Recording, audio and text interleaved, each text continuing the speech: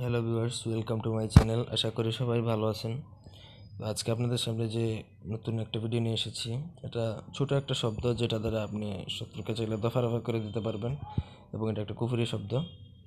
তো আশা করি ভিডিওটা না টেনে শুরু থেকে শেষ পর্যন্ত দেখবেন, এবং আপনারা যদি আমাদের চ্যানেলে নতুন হয়ে থাকেন প্লিজ আমাদের চ্যানেলটি সাবস্ক্রাইব করবেন, লাইক কমেন্ট শেয়ার করবেন। এবং আপনারা যদি আমাদের দিয়ে কোনো ব্যক্তিগত কাজ করাতে চান বা কোনো যদি বইও আমাদের থেকে নিতে চান, তাহলে স্ক্রিনে দেওয়া নাম্বার আছে 0190905222। এই নাম্বারে চাইলে ইমোতে কথা বলে যোগাযোগ করে যে কোনো কাজ করাতে পারবেন, দেশে বা দেশের বাইরে থেকে।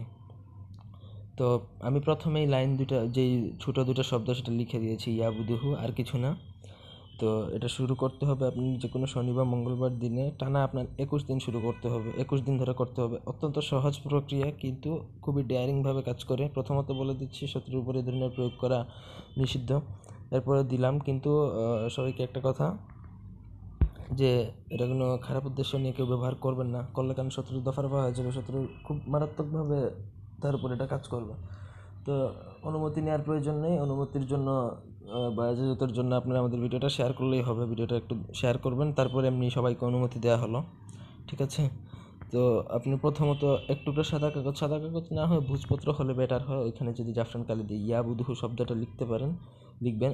আর যদি ভোজপত্র জাফরান কালি এসব যদি ম্যানেজ করতে না পারেন, তাহলে আপনি সাদা কাগজে লাল কলম দিয়ে একটু বড় করে লিখবেন ইয়াবুদুহু। তারপরে যেই শনিবার দিন সবাই যখন ঘুমিয়ে যাবে, তখন আপনি ওই কাগজটা বার করবেন, আপনার বাম পায়ের জুতা নেবেন।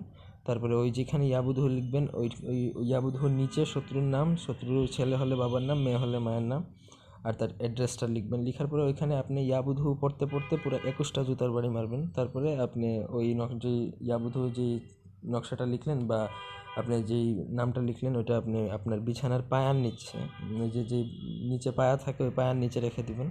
এরকম প্রতিদিন, ওই দিন থেকে শুরু করে টানা এক সপ্তাহ যদি করেন, তাহলে শত্রু অসুস্থ হবে। 2 সপ্তাহ করলে আরও অসুস্থ হবে। 3 সপ্তাহ যদি করেন, তাহলে সে একটা সময় শত্রু মারা পড়বে, যদি না ওই বান চালান না কাটায়।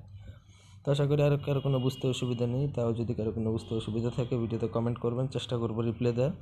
আপনার যদি আমাদের দিয়ে কোনো ব্যক্তিগত কাজ করাতে চান, স্ক্রিনে দেওয়া নাম্বারে এমনিতে যোগাযোগ করতে পারেন। তো এই ছিল আজকের ভিডিওটি ভালো লাগলে লাইক দিবেন, কমেন্ট শেয়ার এবং সাবস্ক্রাইব করবেন। আমাদের সাথে থাকার জন্য ধন্যবাদ। আল্লাহ হাফিজ।